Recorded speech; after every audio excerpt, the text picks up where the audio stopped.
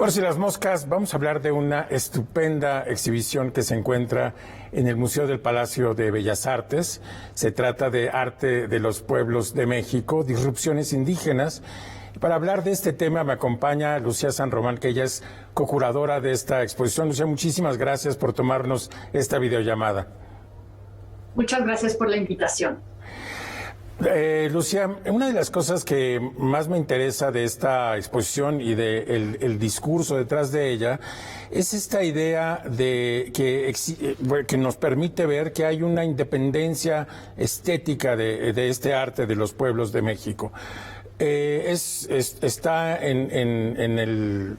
en las cédulas, está desde el principio esta idea, pero ¿a qué se refieren específicamente? ¿Cómo este arte es independiente o en qué sentido es independiente de otras producciones artísticas?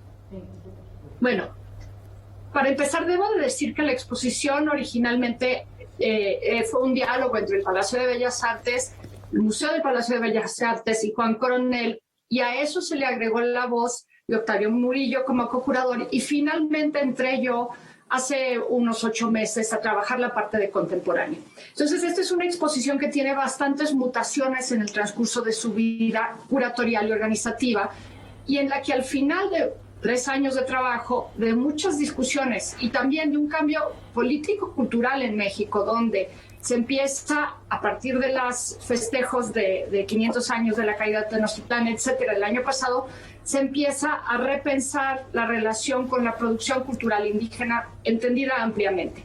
Y sobre todo con la agencia que tiene cada individuo que se autodenomina indígena para definir no solamente su autonomía estética, sino su autonomía política, su autonomía corporal, etcétera, ¿no? En el caso de los museos del Palacio de Bellas Artes, hay una línea clarísima discursiva desde el comienzo de nuestro trabajo ahí en este sexenio para hacer diversas formas de inclusión en las cuales la escucha funciona como una línea que conduce ciertas cosas. Entonces, por un lado está la exposición como un mecanismo de ver, un mecanismo histórico de ver y de hacer historia. El Museo del Palacio de Bellas Artes es un museo canónico, es decir, hace historia del arte en México. Entonces, por lo tanto, tener objetos que se han conocido como objetos de arte popular y llamarlos ahora arte de los pueblos de México, arte en singular, es un cambio fundamental simbólico, en el cual lo que realmente como la intención institucional, más allá de la intención de los curadores, que somos investigadores, etcétera, pero la intención institucional es de ayudar al público a ver estos objetos y esta producción y este tipo de cultura material desde la misma perspectiva que ven a Modigliani, desde la misma perspectiva que ven a Picasso, desde la misma perspectiva que ven a los muralistas mexicanos. Es decir, es un ejercicio muy activo con el público. No solamente nosotros enunciando como curadores esto sí, esto no, ¿verdad? Sino de invitación a participar en este cambio, juntas y juntos. Entonces, a mí me interesa mucho como curadora que entendamos que las cosas no son dadas en este mundo, es decir, que los museos no somos neutros, que estamos pensando en cosas y proponiendo cosas y que eventualmente queda un residuo histórico. Entonces la exposición hace una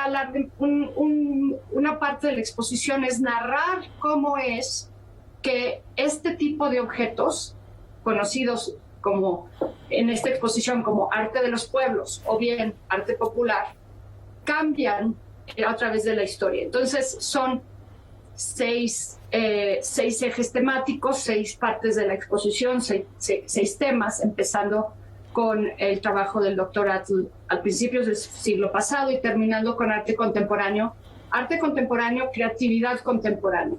Entonces, en esto el acompañamiento con el público es obviamente típico exposición, leer textos, pero lo que no es típico de una exposición de este tipo es que cada presentación de cada objeto está considerada como si fuese un objeto de arte, es decir, no hay una presentación etnográfica o antropológica. Así hay es. una exposición.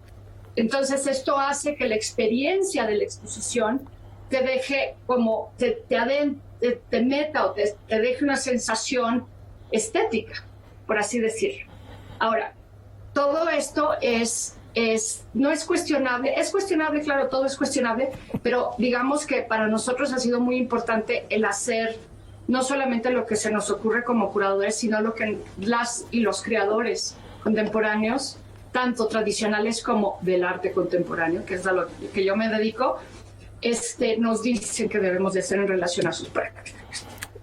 Lucía, has mencionado 2 curadores más. No sé si hay mucho. Sí. Sí. Se entiende y ahora es muy sugerente porque además hay varias preguntas que se desprenden de lo que acabas de decir, pero quería antes que nos hablaras de los 2 curadores que además de ti estuvieron involucrados. Es Juan Coronel y Octavio Murillo. ¿Qué es su especialidad y cómo se incorporan en este trabajo?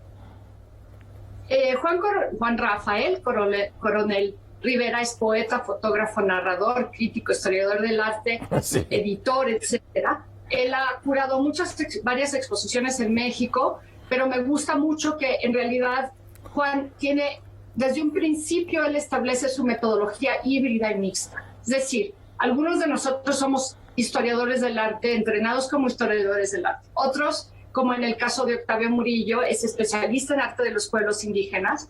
Él está entrenado en esa área académicamente. ¿Cuáles son estas figuras en México que tienen la capacidad de entrar y salir de muchos campos? Y como tienen la capacidad de entrar y salir en muchos campos, logran saltarse algunos de los límites que están implícitos en esos campos. Entonces, por ejemplo, Juan, desde un principio que lo conocí y mucho antes que yo lo conocía, como les platico, hace 8 o 9 meses, hablaba de una forma muy, muy afectuosa de sus experiencias fotografiando en los pueblos de México. Entonces, para Juan sí es muy importante, y fue muy importante desde un principio, esta cuestión de revalorizar la noción de una estética de los pueblos. Algo que él identifica con estructuras tanto formales como digamos, simbólicas, que significan este tipo de objetos en ciertas culturas. Para Octavio, que es en realidad una enciclopedia, Octavio. Tiene un conocimiento de las colecciones en arte popular y arte de los pueblos impresionante, tiene una capacidad de descripción de todos los periodos relacionados a ello que me deja muy, muy atrás. Para Octavio también tiene otra característica como curador que a mí me parece muy importante, que está vinculado con los productores actuales de artes tradicionales. Vinculado, él personalmente conoce las personas, ha ido a sus talleres y estudios. Entonces, cuando nosotros como curadores y el Museo del Palacio de Bellas Artes nos planteamos hacer una exposición no cerrada, no jerárquica, hasta cierto punto un poquito antiacadémica, aunque no lo vayamos a poner en primera plana. Ok, te lo prometo. Cuando nos planteamos hacer eso fue a partir de ser inclusivos de las diversas voces que están presentes en la exposición, pero algunas que no están en objetos, sino que están, por ejemplo, intelectuales, jóvenes curadoras y curadores de los pueblos que están trabajando en distintas formas de enunciación desde ahí. Entonces hicimos 2 charlas a partir del instituto, de la institución, es decir, el museo nos invitó a 2 charlas de 15 a no sé, 10, 15, 12 personas, cada una de ellos y ellas representando una perspectiva desde la poesía de pueblos del norte, por ejemplo. Lucía, perdón que te interrumpa, tenemos que irnos a un corte, pero te prometo que regresando puedes terminar tu idea y después retomamos muchos hilos que ya has trazado para seguir discutiendo de esta exposición, que es una provocación también para pensar el arte de los pueblos de México. Muchas gracias.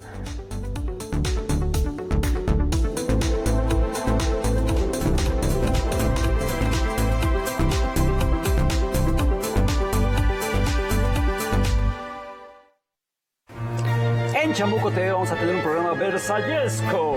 Nos van a acompañar los mediocampistas Rafael Ocampo y Beatriz Pereira. Y este zambombazo va a ser en el Chamuco. También no se les olvide el plus de YouTube que se pone buenísimo. Ya lo sabe. Domingo, 20:30 horas. Por si las moscas, estamos de regreso. Soy Guillermo Sorno. Estoy hablando con Lucía San Román sobre la exposición que está en el Museo del Palacio de Bellas Artes, Arte de los Pueblos de México, que ella co-curó junto con otros dos curadores. Estábamos hablando, antes de interrumpir a Lucía, de los diálogos que hubo previo a generar la exposición. Lucía, si quieres, termina con esta idea y después quería hacerte un par de preguntas más. Sí, bueno, solamente decir que se invitaron a no sé, 15, más de 15, como 25 distintos creadores intelectuales indígenas, o autodenominados indígenas, a estas mesas de diálogo cerradas, bastante informales, es decir, no era un contexto académico, con ciertas preguntas guía, donde lo que intentábamos nosotros hacer como curadores en realidad es un ejercicio de escucha. Entonces aquí, realmente cuando yo digo que el proyecto ha sido antiacadémico, no me refiero solamente a una crítica de la academia o que no sea riguroso, me refiero a que las formas en que instituciones jerárquicas necesitan abrirse son diversas, y esto incluye a veces el simplemente escuchar. Claro, entonces fue muy importante, ¿verdad? Porque fue muy importante porque nos dio muchas pautas de cómo entender y reentender esta cuestión de una estética de los pueblos, que si quieres ahorita lo platicamos un poquito más. Muy bien, bueno, una de las cosas que más provocadoras me parece de esta exposición es que precisamente la exposición inaugural del Palacio de Bellas Artes, ya me dirás, en el 30 y algo, es una exposición de arte popular mexicano. ¿Qué cambio, qué ha tenido que transcurrir entre esta exposición y la exposición actual? Bueno, han transcurrido muchísimas cosas, un sinfín de cosas. Sí, solamente por tomar un ejemplo como obvio y visible, simplemente en términos de museografía, en términos de experiencia, esa exposición se planteaba como una exposición de una mirada etnográfica, antropológica principalmente. Muchas otras exposiciones se han hecho desde miradas etnográficas. Quiere decir que los objetos nos dicen algo sobre las culturas que los crean. Nuestro modo de establecer la relación a estos objetos ahora es una en la que los textos curatoriales explican las diversas formas en que se han visto las artes de los pueblos a través de la historia, estos diversos momentos importantes que incluyen el libro del doctor Atli, la exposición, esta exposición del Palacio de Bellas Artes, incluyen el indigenismo como estilo estético, y luego el indigenismo como política pública. Pública, sí. Claro. Y luego... donde además ustedes hacen una crítica de todos estos momentos también, en los textos y en la manera en que estamos viendo los objetos. Sí, exactamente. Y entonces lo que importa para nosotros es narrar, son como dos cosas paralelas que no están en contra. Textualmente te está diciendo, te está deconstruyendo estas relaciones, estas formas de enunciación, siempre de cualquier forma coloniales o que están implantadas en unas miradas externas al contexto de las naciones indígenas mexicanas, que puede ser también una contradicción, porque el Estado-nación dentro de este proceso, México como tal, etcétera, ¿no? Pero de los pueblos, entonces esa crítica está en los textos, mientras que la exposición plantea una mirada estética y estetizante. Es decir, que todos los objetos se presentan a partir de sus formatos y de sus formas. Ahora, lo que nos dicen los creadores y creadoras y intelectuales y curadores y etcétera, que en diálogo, es que la estética indígena no está divorciada del contexto de donde existe, pero no se tiene que narrar por medio de narrativas sociológicas o etnográficas. Que los objetos, y esto es bien importante y te va a gustar porque es una idea que a mí me hizo así, que los objetos tienen voluntad. Entonces, ¿qué pasa cuando los objetos tienen voluntad? Como yo tengo voluntad, ¿qué pasa? Que empezamos a tener que tener una relación ética con los objetos. Entonces, una serie de cosas suceden cuando los creadores y las creadoras nos hablan de la relación con el paisaje, la relación con el objeto, la relación con el cuerpo, trastocada por una epistemología totalmente distinta y una vida ritual y emocional totalmente que no plantea una mirada masculinizada, occidental, como el centro del universo, pues las cosas sí que cambian. Ahora, esta exposición es un primer paso para lograr eso que tú notaste tan claramente, que se está haciendo una contrapropuesta a la narrativa histórica. El que logremos en algún momento dar y hacer espacio al grado que estas otras reales formas de estética empiecen a circular, nos falta un poquito. Es decir, una autonomía real a los planteamientos occidentales. Pero bueno, hay tiempo.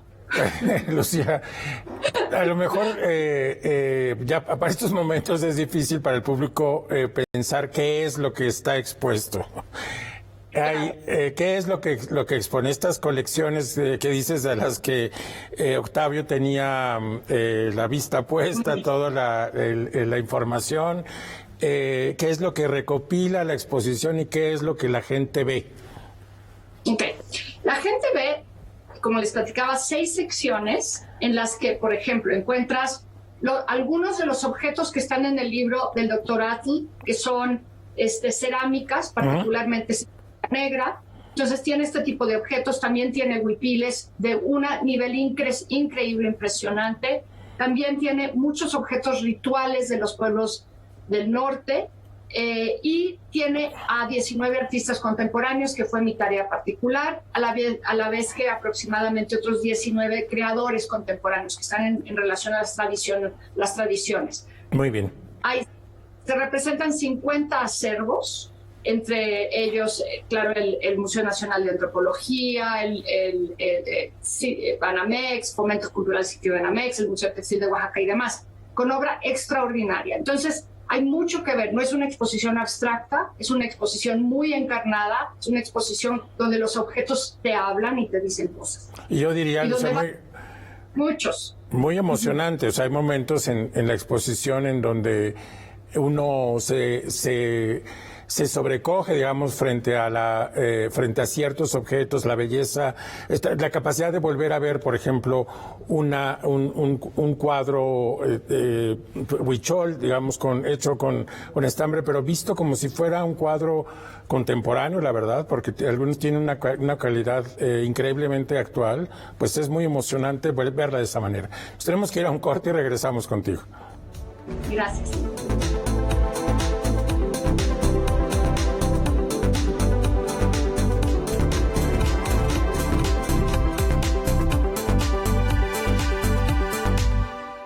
Por si las moscas, estamos de regreso. Soy Guillermo Osorno, estoy hablando con Lucía San Román. Hablamos de la exposición Arte de los Pueblos de México, que está en el Museo del Palacio de Bellas Artes. Y ahora, Lucía, quería preguntarte sobre esta parte que te tocó a ti, que es la producción de arte contemporáneo de los pueblos de México. Uno, en su ignorancia, gente de ciudad, pensaría que estas producciones son típicas de las grandes concentraciones urbanas, y también es sorprendente ver que en efecto pues hay una producción artística notable, contemporánea, hecha por pues jóvenes y mujeres y hombres a lo largo de todo el país. ¿Qué es lo que estás poniendo ahí en la exposición? Se incluyen a 19 artistas. Aquí yo quiero de nuevo en esta necesidad de aclarar estas categorías.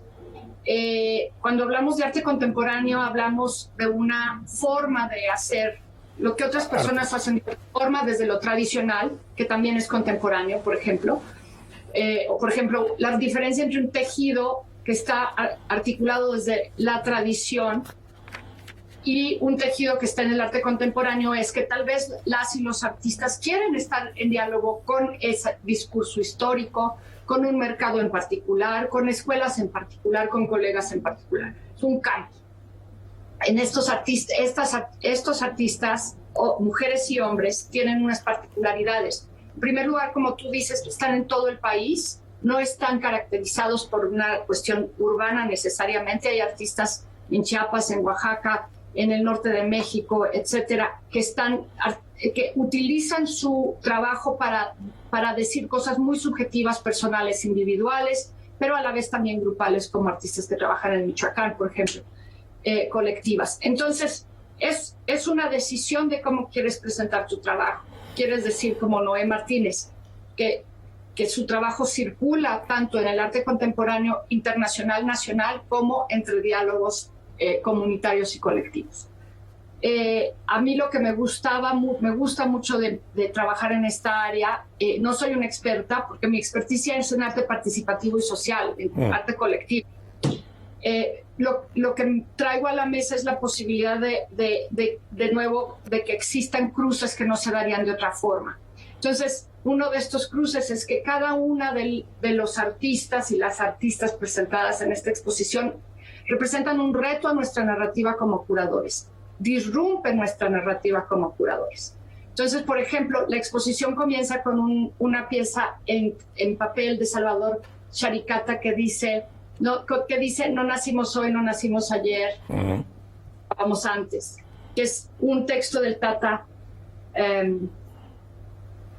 Se me fue la onda, ya no sé de quién es, lo van a tener que cortar. Lo tendrá que ver el público. Pero bueno, en efecto es un texto muy impresionante porque es lo primero que uno ve cuando se abre la puerta y ya desde ahí uno se pregunta qué clase de exposición es, porque esa pieza está precisamente en diálogo con las primeras piezas y hablábamos de la exposición del doctor Atle, etcétera. Y eso es muy impresionante, sí.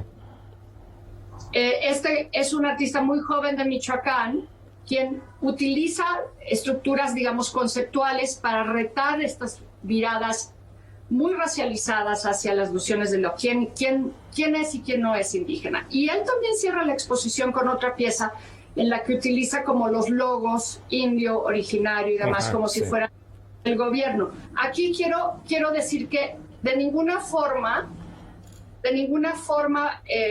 hubo ningún tipo de presión para tener una narrativa u otra, no solamente hacia los artistas, sino hacia nosotros como curadores. Ya encontré el fragmento de texto de Tata Juan Chávez, que fue una de las personas que negoció con los zapatistas en el 94, etc. Entonces, hay una línea política que no está expresada por los curadores y por mí, sino que está expresada por la particularidad de las obras. Y estas obras siempre están diciendo, tú no me defines a mí, yo me autodefino como no yo solo decido como quién soy. un lugar en particular, y un lugar en particular, un contexto en particular.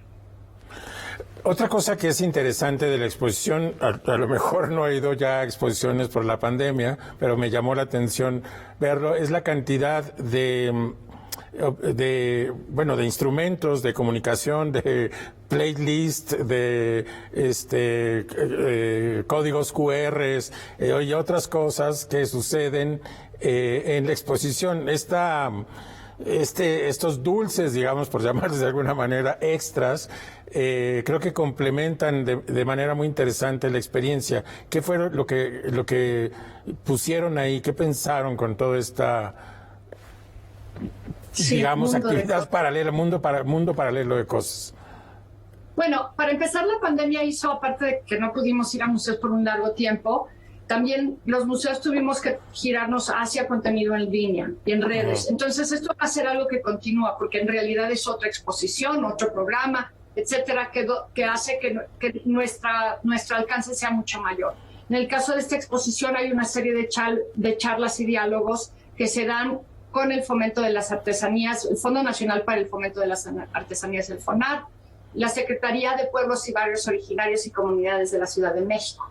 Y estas charlas serán en línea y presentan a diversos creadores y pensadores. Luego también hay un mapa interactivo que está en la exposición, puedes pasar tu mano sin tocar cosas, pero también está en línea, que te da muchísimo más contexto para cada uno de los pueblos representados en la exposición. Hay un sinfín de códigos QR, porque ahora no podemos dar panfletos. Exacto.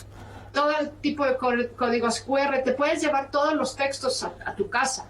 Los textos, que esto es bien importante decirlo, están en español y están en náhuatl, y el QR es en inglés. Exacto. Eso es increíble. Eso también me gustó mucho.